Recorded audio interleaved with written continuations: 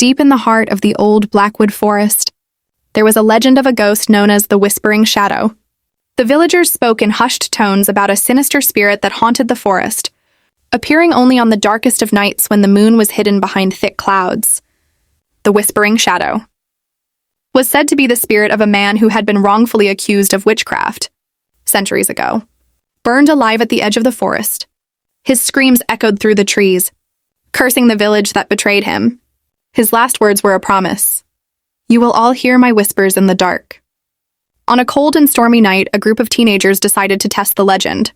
Armed with flashlights and bravado, they ventured into the forest, mocking the stories as mere superstitions. The deeper they went, the quieter the woods became. The sound of rustling leaves and distant hoots of owls faded into an unsettling silence. Suddenly, a faint whisper brushed against their ears, barely audible but chilling. "Leave."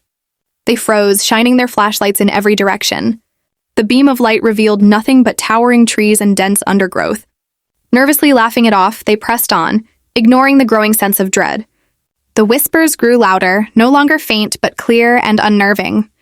"You should not have come." Panic set in as they realized the whispers came from all directions.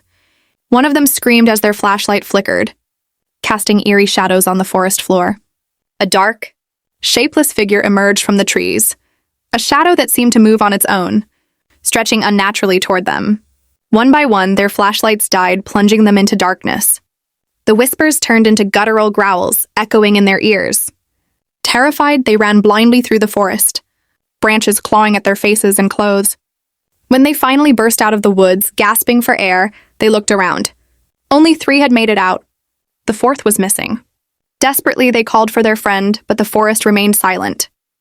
The next morning, search parties found no trace of the missing teenager, except for their flashlight, lying at the edge of the forest, its bulb shattered. Etched into the dirt beside it were 3 chilling words.